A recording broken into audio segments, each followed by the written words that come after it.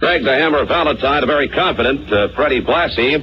You're going to be a big part of this upcoming card. Intercontinental title defense. Tito Santana, absolutely, perhaps one of the most popular Intercontinental champions ever. Yet you want that belt. And here on the 16th, your chance right here in Madison Square Garden. Well, I didn't come to Madison Square Garden at WWF to win a popularity contest. I came here to become the world champion, the Intercontinental champion.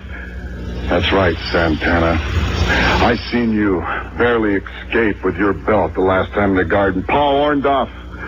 And your match, I'm telling you, the man had to be carried out on a stretcher. His back is killing him. It's hurting him right now.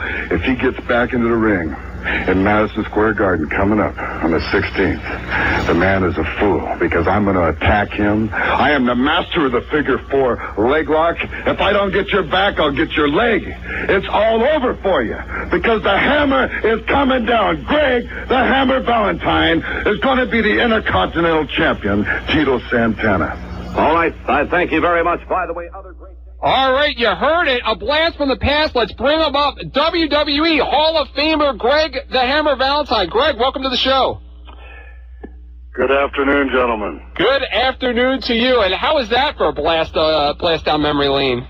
Oh, that was fantastic. I loved the old solid type of interviews. We're talking about nothing but wrestling, not talking about who Tito's wife is, or who his girlfriend is, or I'm going to date his wife. It was just wrestling. Yeah. And that's why it was so good back then. Absolutely. And you talked specifically just about winning the belt and breaking his leg. That's it. That's those simplest things. They're always trying to figure out what to do next to get the people to tune in. How about just wrestling? Good wrestling, that's what it says on the marquee. And I know everybody's, that old-fashioned Greg Valentine talking that way. We've heard that forever. But that's the way it was. I remember in 1979 when I first came into New York, Vince McMahon Sr., the houses were down. Madison Square Garden wasn't selling out. Everything was in bad shape. Mm-hmm. And I'm not saying I'm this sole person that brought it back up, but they brought me and some guys that could wrestle instead of all the goofy, because they were doing a lot of goofy stuff back then. Right on, yeah. And the Garden wasn't, if the Garden wasn't selling out, Vince McMahon Sr. was a nervous wreck. And so they started going back to wrestling. Some people say, well, it's because Bob Backlund was the champion, but they just needed the right kind of guys to work with Bob Backlund. It came right up. Wrestling is wrestling. Back there, they were doing all kinds of gimmicks, and when you do all that kind of stuff, you kill the business. Yeah, absolutely. The fans just want to see the wrestling. I mean, a little bit of gimmick is okay, but... It's a little crazy these days, huh?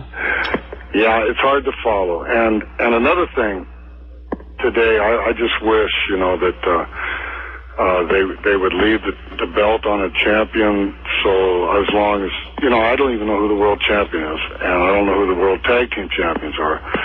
Let those people have the belts for a long time. I mean, that's what it's about, You get a champion, you let him run with it. Absolutely. I'm 32 years old, and I started watching wrestling when I was 7, and that's how I grew up, was just, going to I'm here in Philly, going to the Spectrum every month, seeing the champion come back. Hogan was here several years, Backlund 5 years. You as Intercontinental champion had a good run, and it's not the same anymore. Yeah, I had a good run with the tag team, too. I had the Intercontinental about a year, and then the tag about a year, so... And I should have had it longer, but, I'm just saying, like when I had the U.S. belt, I would win the belt, I'd lose it, I'd win it back, I'd lose. That's the way you did things, and you created the storylines that the people could follow. It was around wrestling, all wrestling, 90% wrestling, a little fluff here and there, but, it just... it's coming back to that. It's got to come back to that. I was part of the Hall of Fame last year, and that was their main theme, getting back to where it all started. They haven't really done it all that get together yet, but I know they've hired a lot of different people. In fact, I even have a interview with them in WrestleMania out there. I've been invited out to that. Oh, wow. And they're trying to get, I'm not saying get the old wrestlers in the ring, but behind the scenes, getting them to help with storylines and stuff, and they're open for suggestions because, you know, and it's good because it needs to go back to that. Yeah, absolutely. Now, going back to what you were saying earlier when we were talking about the promo, how would you have reacted if you walked in 1979 or 1980 and you had a writer there giving you a script of everything that you had to say and didn't give you much freedom at all to cut your promos? Oh. Well, they started doing that when NBC had the Saturday night's main event, and they just gave me little lines, but I could imagine what it would be like if you had a couple of paragraphs you had to speak, and by memory, like a script, like in a movie, and you couldn't ad-lib because wrestling is all ad-lib. Mm-hmm. I could say, well, this is what you want me to say, but I have to say it in my own words. That's method acting too, you know, so it really aggravated me when they gave me, they had a teleprompter and I had to look into that and say even just a few sentences, you know. Right. I hated that because you could tell and you could tell that I was reading it, at least I thought you could tell, so. Right. Now, what did it mean last year to you? You know, it's fans like myself, we all remember the Hammer growing up, you know, but a lot of the new generation, they weren't too exposed to you, and then last year you were exposed to a whole new generation being inducted into the Hall of Fame and at WrestleMania. What did it mean to you to be inducted in last year's Hall of Fame? Well, I definitely was flattered by it. I didn't expect it, because I hadn't talked to the WWF hardly at all since WWE since I left. Mm-hmm.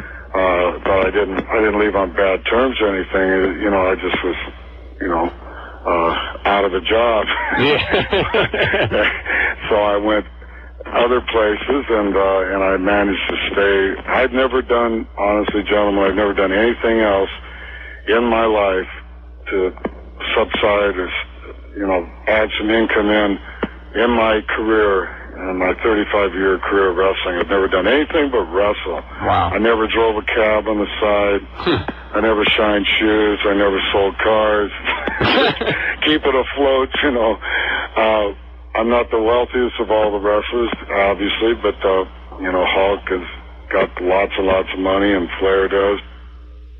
Yeah, absolutely. I was fortunate to make a lot of money, but, you know, I never got rich from it, and so I'm still much involved in the wrestling business because I want to be, and not really because I have to be. I want to be. It's my whole life. It's my whole career. A career is my life.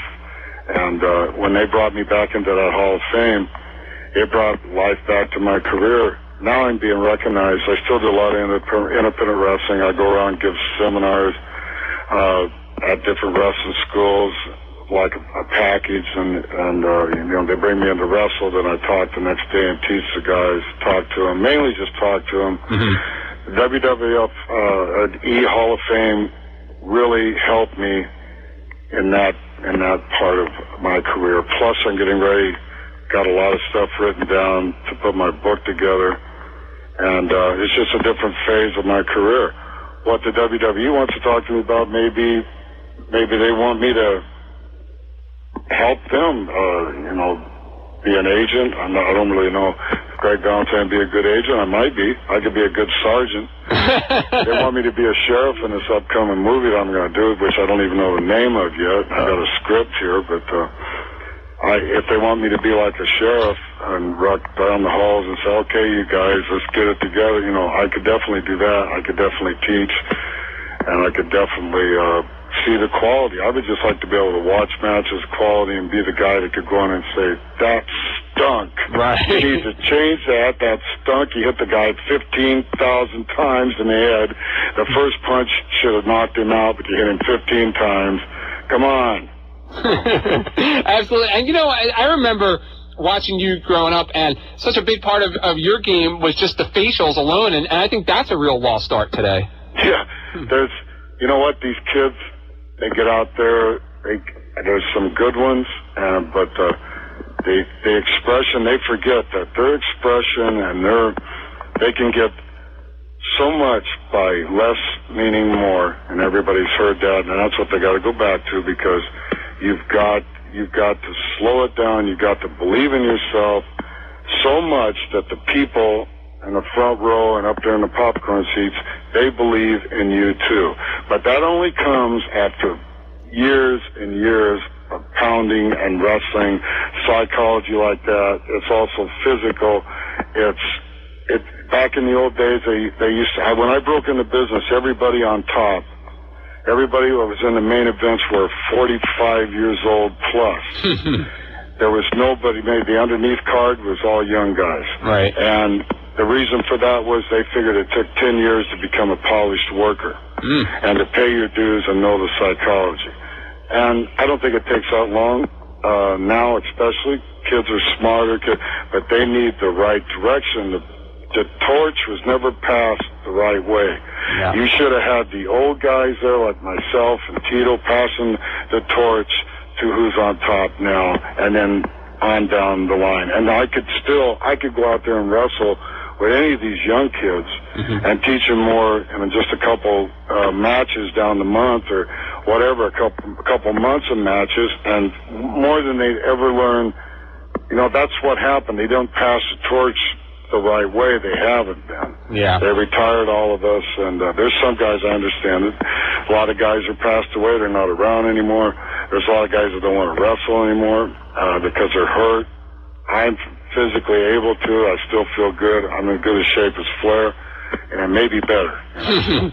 Yeah, you know, looking back at your career, you know, unanimously, the most memorable match that all the fans talk about when they talk about Greg the Hammer Valentine is the dog collar match with Roddy Piper at Starrcade, which is really ironic considering all of the exposure you had afterwards in the WWF, that big machine at that time. Everybody still talks about the dog collar match. Two-part question is, one, the memories you have of that match, and two is, are you surprised at the legendary status that this match has undertaken over the last several years?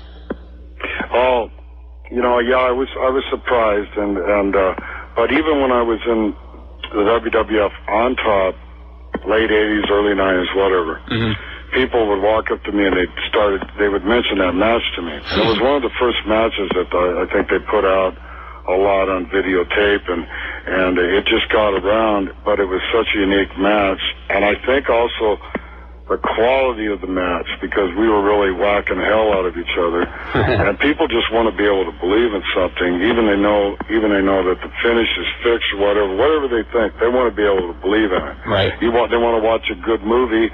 A good movie is one that keeps you spellbound, sitting on the edge of your seat, and you want to believe it, but you know, hey, that wasn't really real, but was it real? I mean, you know, there's that thin line. Right. I never ever tip my hat and say wrestling is all fake, because it's not. Because I've been in too many damn matches, and I've hit guys as hard as I could after they hit me as hard as I could because they were mad at me, and I call that pretty real. Yeah, absolutely. But we got back to the whatever they want, promoter wanted usually, or we just got out of the ring and got mad and walked away and not do a finish, and that's happened too. Or the finish, I changed the finish because I got mad at the guy, knocked him out, and then I beat him. So that's real. Yeah. And that's where the respect of psychology and years of wrestling comes. And you can't do that and train a guy in a school and do that and teach him, all of a sudden throw him in there and he's going to be WWE superstar. No, he needs another 5 years, at least 3, on the road every night working to be able to have that psychology. Because I can tell the guys, and they listen, and then they get in the ring and they go, yeah, that's what he said. All I got to do is slam the guy and wait for him to get up. I don't have to jump on him right away, you know. Right.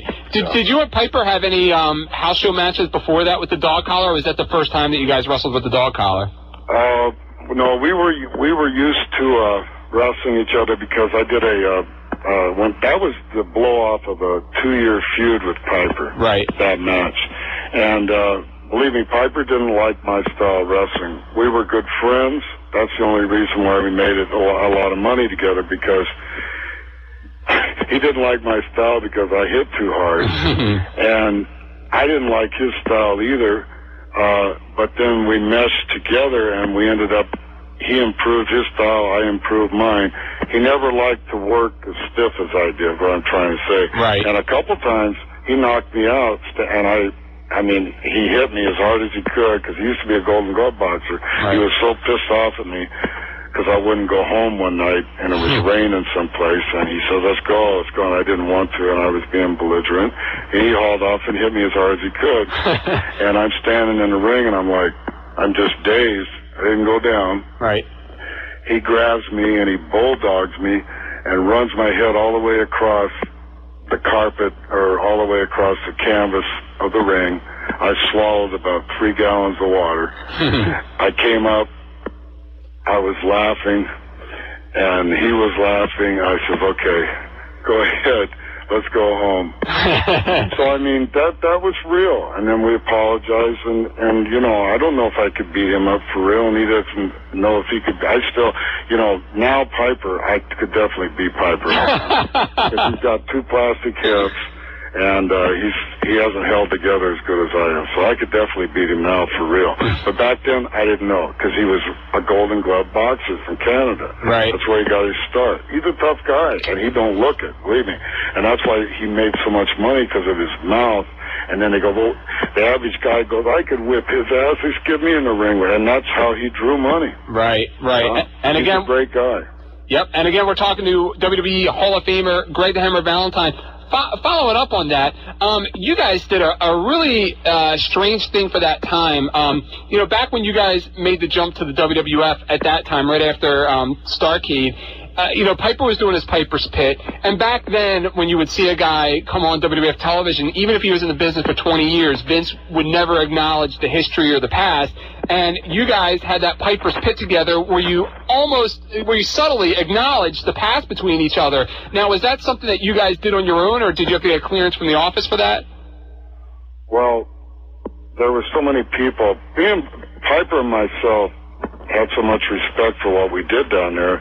And here we are, both being heels, walking out same side of the dressing room or whatever, and being on the same side of a group of guys.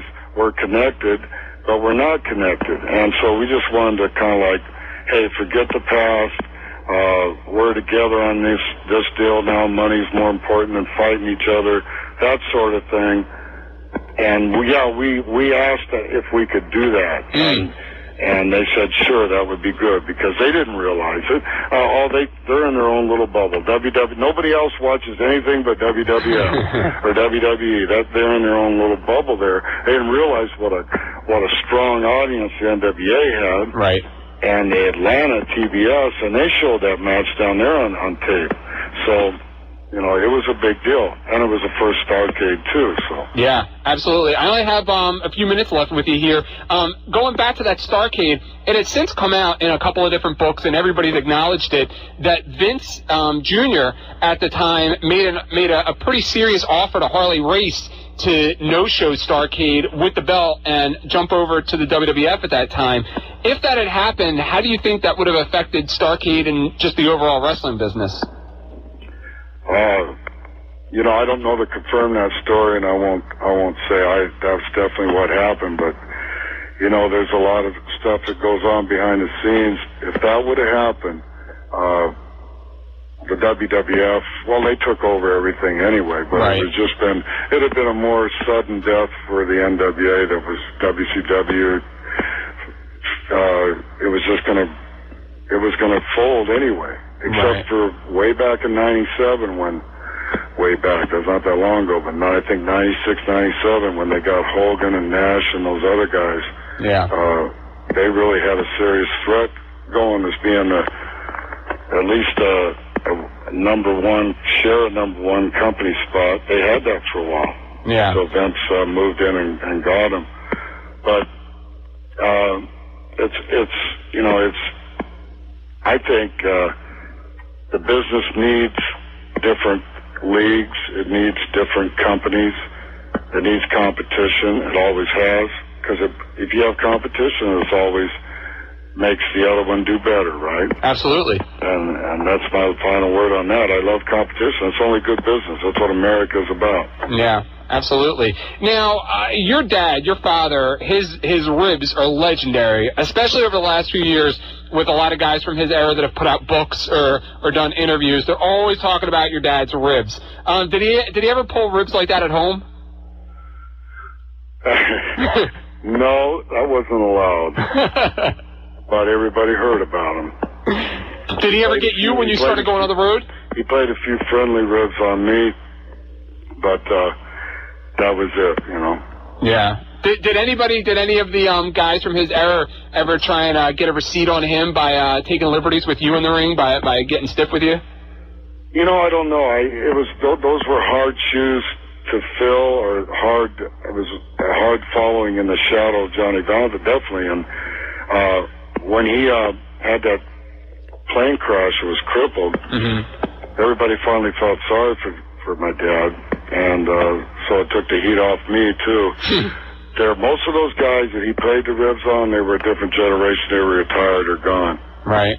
I did meet Dr. Jerry Graham, and he was had his bottle of whiskey in the LA Sports Arena there. He came back to see all the boys, and he just looked at me and he goes, "You'll never be what your father was," and he'd take another drink. And I met some of those guys, but those were guys that my dad pulled ribs on. Right. And they respected him so much, even though they got the rib pulled on him, except for the guy that shot him with a spear gun. I don't know who that guy was. I remember hearing that story, yeah. But, you know, he urinated on him, and you know how people are when they drink, and he went outside, got a spear gun, and shot my dad in the chest, just missed his heart. Those are legendary things. I'm going to put them in my book. My dad has a book of ribs, but we're having trouble getting it published. But once they publish mine, then they'll most likely I could pave the way to get his out there too. That'd be tremendous. I can't wait to read it. Well, I have to let you go because I'm off the air at 1, but I would love to have you back on. I have about 2 pages left of questions here that I'd like to get to you, just about different times and matches and memory through your career that I'm sure we could talk for hours about. Well, yeah, you know what? I'm going to be out in WrestleMania, so give me a call after I get back sometime in April, and love to be back on your show. Definitely. We'll do the whole hour. Yeah. Awesome. Well, Greg, thank you very much. Congratulations again on last year's Hall of Fame induction, and good luck out there at WrestleMania. All right. Thanks very much. Have a great weekend. Thank you. Bye. All right. That is legendary WWE Hall of Famer Greg the Hammer Valentine. And Greg Valentine, ironically enough, will also be appearing at the first ever reunion of the original Valiant brothers in over 25 years. Also appearing will be Greg's former partner, Brutus Beefcake, Lanny Poffo, and WWE Hall of Fame